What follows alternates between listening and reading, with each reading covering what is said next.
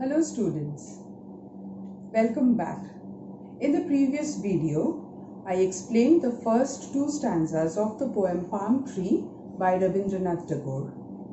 In this video, I am going to explain the next two stanzas of the poem. But before we begin, let us recapitulate. In the first stanza of the poem, the poet describes the palm tree as a tall tree that overlooks other trees in the vicinity into the sky.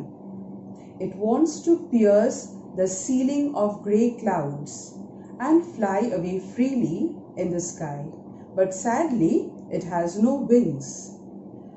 In the second stanza of the poem, the poet says that as the fronds or the huge leaves of the tree begin to grow, the tree imagines that it has grown wings, which will help it to fly freely like a bird and help it to break all ties that binds it to the Mother Earth. Now let us begin the third stanza of the poem. The livelong day, the branches quiver, sigh and shiver. He thinks he flies. In his own mind, skirting the stars, racing afar across the skies. The livelong day, livelong means throughout the day or the entire day. The branches quiver, quiver means to shake strongly. Sigh and shiver. Sigh means a deep breath, a breath which denotes sadness, tiredness or relief. Here the tree sighs because it takes a deep breath of relief. He thinks he flies. In his own mind, skirting the stars. Skirting means moving around. Racing afar across the skies. Racing far away across the skies. So these lines mean that all day long the branches of the tree quiver or shake and move in the breeze. The poet imagines that the tree is sighing. Sighing means taking a deep breath of relief and quivering as he thinks in his own mind that he is flying high, touching the stars and racing far across the sky. So here in this stanza, we witness the excitement and joy that the tree experiences as his dream to fly is fulfilled in his imagination. Throughout the day, the tree experiences shivers of excitement as he imagines flying far away across the sky, touching the stars. Now, the fourth stanza.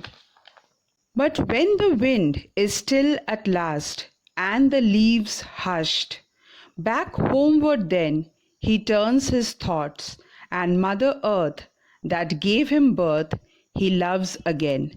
Hushed, hushed means become still. So this stanza means as soon as the wind stops and the leaves of the palm are silent and still, the poet imagines that the palm tree returns to reality. He imagines that the tree thinks about his love for Earth, his mother, who gave birth to him. And then, in this stillness, comes a realization, and the tree once again feels a love for the earth. So we see that when the wind stops blowing and the leaves of the tree stop moving, then he realizes that he is not a bird but a tree, and so he must return to his mother, that is earth. Here the mood of the poem is deep, pensive, thoughtful, as the poet talks about the motherland, a place where one always comes back to, however high one flies, as it provides warmth and comfort. The poet actually has a message here. He talks about loving your motherland despite big dreams and aspirations. He says, wherever you go, it is always comforting to come back to your motherland. So with this, we end the explanation of the poem Palm Tree by Rabindranath Tagore. You will watch these two videos and understand the poem thoroughly and try and write the paraphrase on your own. Now I am going to teach you the rhyme scheme of this poem. Rhyme scheme, as you all know, is the pattern of sequence in which the lines rhyme in a poem. Now to find out the rhyme scheme, we have to see the last word of every line in the poem. Now let us have a look at 4 lines of the poem Palm Tree. These lines read as, "The palm tree stands on one leg, sees past other trees into the sky." Now these are the 4 lines, first 4 lines of the poem. Now for finding out the rhyme scheme, we have to look at the last word of every line. And the last words are stands, sees, trees and sky. Now for finding out the rhyme scheme, what we do is, we take the first word which is the last word in a line as A. This is always taken as A. Now the next word is sees. Now look at this word sees. It does not rhyme with the word stands. It sounds different. So sees does not rhyme with stands. So sees we will take as B. Now look at a third word, that is trees. Trees rhyme with sees. It does not rhyme with stands, but it rhymes with sees. So trees will be again marked as B. Now the fourth word, that is sky.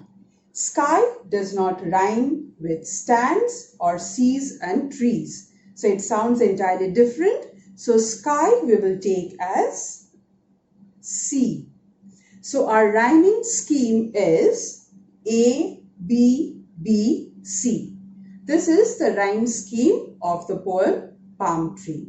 Now like this, I think you'll be able to find out the rhyme schemes of other poems that are mentioned in your book. You try and solve this on your own. So students, with that, we come to the end of this video. I am sending you an assignment.